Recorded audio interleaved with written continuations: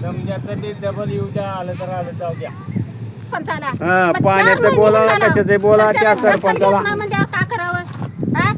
4 महिने त्याला दादा पा फलाना बिस्ताना म्हणून येऊन उडाला किंमत करत नाही म्हणजे या समाजाची त्यानं. आता जर पाणी 2 दिवसात नाही आलं तर काय करायचं?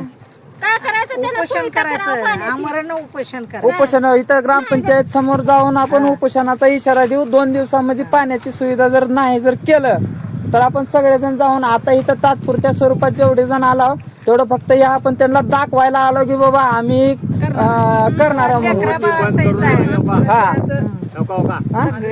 हा आमच्या उपसरपंच सरपंच समजे येऊन इथं पैप हे समजे काढून उकलून पहिलेचा जुना नवीन पोरं आलेले पैप नाही ते म्हणले सायकलीच्या टुपानं बांधले आणि गेले आणि निघून गेले तर ते पैप तुटून मध्ये पडून पाणी बंद होतंय की का निसर्ग येईना म्हणून बंद होतंय त्याचा कळा मार्ग नाही आणि कोण येऊन इथं बघायला तयार नाही.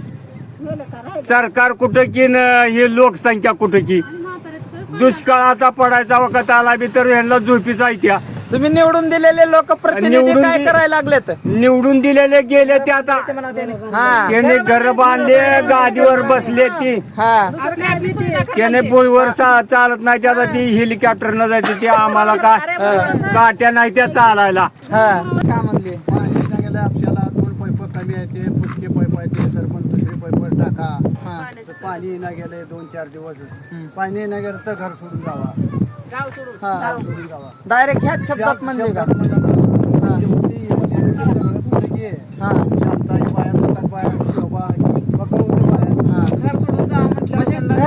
घर गाव सोडून जावं म्हणून आजच्या ह्या भाषेत म्हणले का? तुम्हाला तुम्ही म्हणलं नाही का मग तुम्हाला कशाला आम्ही निवडून दिला? म्हणलो हो तिथं हा. आणि सकाळ लगेच मॅडम आले, मॅडमला जाऊन सांगितलं संपल्यावर यांना असं म्हणल्यावर मॅडम खट्यानं म्हणला हो खट्यानं म्हणला ही थट्टा पाण्याची समस्या आहे म्हणून सांगायला गेलं, थट्टा असते सांगायचं. मॅडम मी म्हणलेले याने म्हणलेले थट्यानं म्हणला हा मग थट्यानं म्हणालं दुसरेच माणसं म्हणलेले कुणाला म्हणावं थट्यानं कोराड गेराचं म्हणावं. हो हो की बरोबर आहे. असल्या पैसे झालेल्या माणसाला तुम्ही थट्यानं बोलतो का म्हणजे ते बोलला ते हा कशी आहे ही? मस्करी कशाची आहे? याच्यात मस्करी नाही. पाणी मिळत नाही आणि पाण्याची पाण्याच्या बद्दल तुम्ही गाव पाणी सोडा म्हणून सांगायला गेल्यावर तुम्ही गाव सोडून जावा, घर सोडून जावा पाण्यासाठी तर म्हणायचं. निवडून दिलंय. मग तुम्हाला निवडून कशाला दिलंय?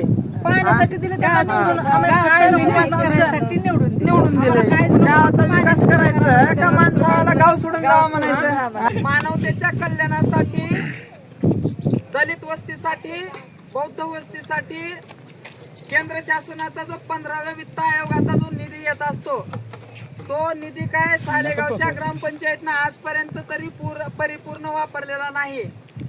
आज सालेगाव मध्ये बौद्ध विहाराचं काम एवढ्या जबरदस्त पद्धतीनं झालेलं आहे. राज्य शासनानं 16 कोटी रुपयाचा निधी मंजूर करून इथं 16 कोटीचं काम सुद्धा संपुष्टात आणलंय. पण ग्रामपंचायतने अजूनही आमच्या पाण्याचा प्रश्न मिटवला नाही. शिक्षणाच्या लेकरांसाठी शिक्षण घेण्यासाठी जे विद्यामंदिर असतं, जी शाळा आहे त्या शाळेची पडझड झालेली आहे ती दुरुस्त केली नाही. परत प्रत्येक पोलावरती जे खांबा असतात त्याचे वीज पुरवठा करण्यासाठी तो बल्ब लागत असतो, तो बल्ब सुद्धा व्यवस्थित या लोकांनी लावलेले नाहीत. मग दलित वस्तीसाठी जो 15 वित्त आयोगाचा निधी येतो लोकसंख्येच्या प्रत्येक बौद्ध वस्तीच्या लोकसंख्येच्या हिशोबाने निधी येत असतो. आमच्या वस्तीसाठी 5 लाख रुपये निधी आहे वार्षिक. तर तो 5 लाख रुपये निधी तुम्ही कराय काय लागला? तुम्हाला काय म्हणून आम्ही निवडून दिलेला आहे? आमच्या विकासासाठी तुम्हाला नेतृत्व करायचं म्हणूनच निवडून दिलंय ना. मग काय म्हणून तुम्ही करायला लागला? तो निधी तसाच तुम्ही वापस पाठवता का? तिथं खोटे नाटे काहीतरी विकास केला म्हणून तोच तुम्ही निधी भ्रष्टाचाराच्या रूपात तुम्ही स्वतःचे घर भरून घेत असता. आज पाण्याची कंप्लेंट आहे म्हणून तुम्हाला जवळपास 1.5 महिने झाला आम्ही तुमच्या मागं बोंबलायला लागलो. कलेक्टर ऑफिसला जाऊन आलं, पंचायत समितीला जाऊन आलं, इथं ग्रामपंचायतला येऊन तुम्हाला कित्येक वेळेस तरी आमच्या आया बाया सांगायला लागले. तुमच्या अजूनही कान नाकाडोळे उघडले नाहीत का? काय एखाद्याचा जीव गेल्यावर पाण्याविना डिहायड्रेटेड झाल्यावर तुमच्या कानाडोळे उघडणार आहेत? कधी पण तुम्ही आमच्या सुखसुविधा करणार आहेत? जर लवकरात लवकर जर हे पाण्याची सुविधा जर नाही जर केलं तर आमरण उपोषणाचा इशारा देतो. 8 दिवसाच्या आत लवकरात लवकर पाण्याची सुविधा करा. अरे तुमचे मतदार राजा आहे, तुम्ही आमचे नौकर आहे राजा हो. सुधरा जरा आता तरी, नाहीतर सरपंच पदाचा कारभार सोडून द्या, दुसरे सरपंच होतील, काहीतरी गावाचा विकास करतील. तुम्ही राहून नाही उगा वाट लावून टाकचाल गावाची. 4 दिवस चांगलं चालायला लागलेलं गाव लावचाल देशोधडीला. चला चला, सगळ्यांना क्रांतिकारी सप्रेम जय भीम.